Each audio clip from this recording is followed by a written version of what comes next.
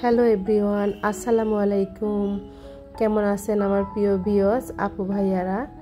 আশা করি সবাই আল্লাহ পাকের অশেষ রহমতে অনেক ভালো আছেন, সুস্থ আছেন। আলহামদুলিল্লাহ আমি ভালো আছি। আমার পরিবারকে নিয়ে বরাবরের মতো চলে এসেছি আমি শারমিন শাহসমা ওয়ার্ল্ড থেকে। আপনাদেরকে আরও একবার ওয়েলকাম করছি নতুন দিনে নতুন আরেকটি ব্লগ ভিডিও দেখার জন্য।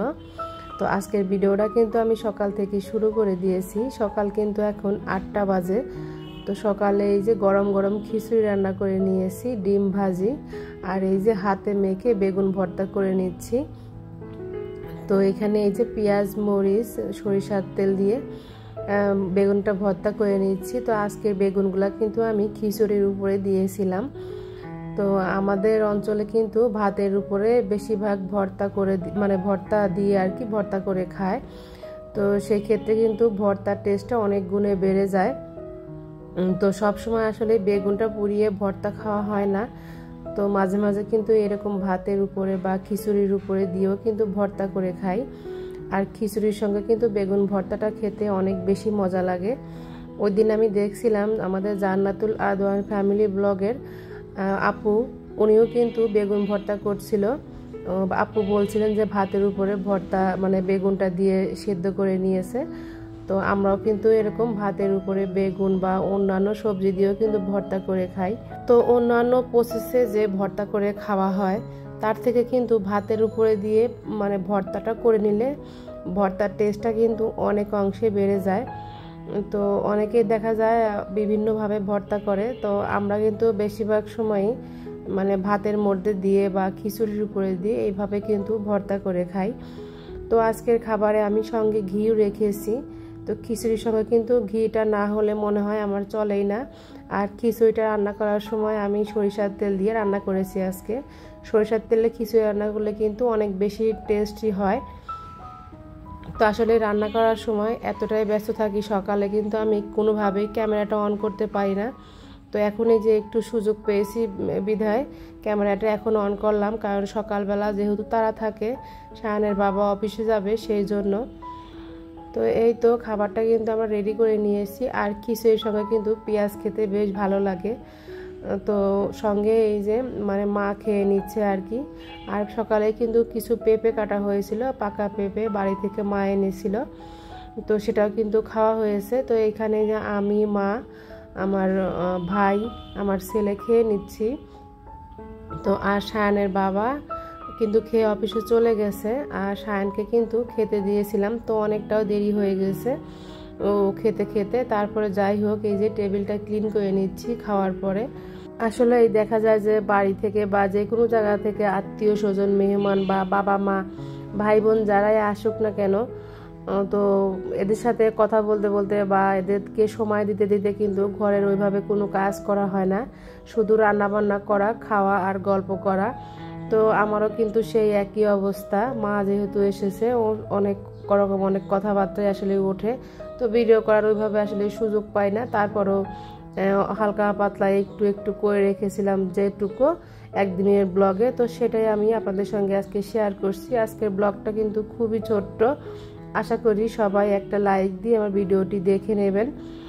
আর অবশ্যই যারা ভিডিও এই পর্যন্ত দেখে এসেছেন, একটা লাইক দিতে ভুলে গিয়েছেন, তাদের উদ্দেশ্যে বলছি অবশ্যই একটা লাইক দিয়ে ভিডিওটা দেখবেন। একটা লাইক দিতে কিন্তু খুব একটা কষ্ট হয় না আমার প্রিয় আপু ভাইয়াদের।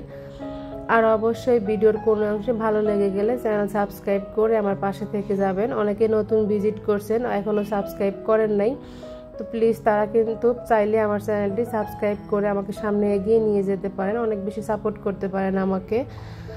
তো সাবস্ক্রাইব করার পরে কিন্তু পাশে থাকা বেল বাটনটি প্রেস করবেন, অল অপশনটি সিলেক্ট করে রাখবেন, নোটিফিকেশন আকারে কিন্তু চলে যাবে আপনার কাছে। আর আপনি চাইলেই কিন্তু আমার ভিডিওটি যখন ইচ্ছা তখন দেখে নিতে পারেন। তো যাই হোক, এখন এই যে রান্নাঘরে চলে এসেছি, রান্না বান্না করব। তো আদার পেস্টটা ছিল না একদমই, তো রান্না করব তার আগে ভাবলাম যে আদা পেস্ট করে নিই। তো এখানে আদাগুলা কাটাই ছিল ফ্রিজে, এখন এই যে পেস্ট করে নিচ্ছি। তো আদাগুলা আমি এখন ব্লেন্ডারে ব্লেন্ড করতে করতে একজন আপুর একটা কমেন্ট পড়ে নিচ্ছি। আপুর আইডির নাম হচ্ছে মায়ের রান্নাঘর। তো আপু আমাকে অনেক সুন্দর একটা কমেন্ট করেছেন। তো কমেন্টটি ছিল হচ্ছে আসসালামু আলাইকুম আপু, কেমন আছেন? আজকে প্রথম আপনার ভিডিও দেখলাম, মাশাআল্লাহ খুব সুন্দর হয়েছে ভিডিওটা। দেশের বাড়ি থেকে অনেক কিছু আনলো আপনারা মা, আপনার ঘরটা অনেক সুন্দরভাবে গোছানো। তো আপু আপনাকে অনেক ধন্যবাদ, আপনি অনেক সুন্দর একটা কমেন্ট করেছেন, আমাকে অনেক ভালোবাসা থাকলো আপনার জন্য। তারপরে হচ্ছে আমাদের একজন আপু কমেন্ট করেছেন, জান্নাতুল আদন ফ্যামিলি ব্লগ থেকে আপু কমেন্ট করেছেন, শারমিন আপু তোমার কচুর শাকের রেসিপিটা আমার কাছে খুবই অসাধারণ লেগেছে, কিন্তু আপু কচুর শাকে চালের গুঁড়া দেয় এটা কখনো আপু জানতেন না, তবে তোমারটা দেখে মনে হচ্ছিল খুবই টেস্টি হয়েছে, কেনাকাটাগুলো খুব সুন্দর হয়েছে, আর নকশি কাঁথা কিন্তু অনেক সুন্দর হয়েছে। আমার যে কতগুলো নকশি কাঁথা বানাতে হবে আপু, মনে হয় আমার আর কোমর থাকবে না।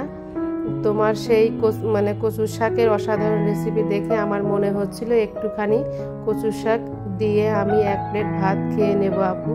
তো আপু এভাবে কিন্তু কচুর শাক রান্না করলে অনেক ভালো লাগে, তুমি খেয়ে দেখো।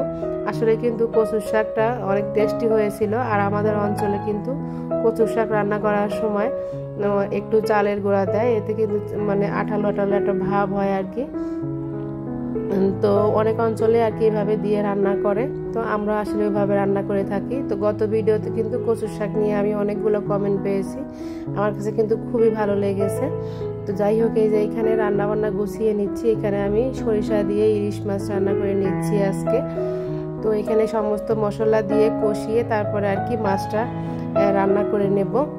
আসলে সরিষা ইলিশ আমার বাসার সবারই খুবই পছন্দ, এই জন্য রান্না করা। তারপরে যেহেতু মা ভাই বাসায় সবাই আছে আর কি, তো সবার কথা আসলে চিন্তা করে এই যে রান্না করে নিচ্ছি। আর সকালে উঠে আজকে যে রান্নাঘরে এসেছি, সারাটা দিন একদম রান্নাঘরে কেটে যাবে। আসলে আমরা মেয়েরা তো এরকমই, সংসারে স্বামী বা বাচ্চারা যা পছন্দ করে বা আত্মীয় স্বজন কে আসলো সবার কথা কিন্তু চিন্তা করে আমাদের দিনগুলো কিন্তু এভাবে পার হয়। দেখা যায় যে সকাল 6টায় উঠে ঘুম থেকে উঠে যে রান্নাঘরে ঢুকি, একের পর এক কিন্তু করতেই থাকি, আবার রাত্রে বিছানায় যাওয়ার আগ পর্যন্ত কিন্তু আমাদের সারাক্ষণ রান্নাঘরেই থাকতে হয়।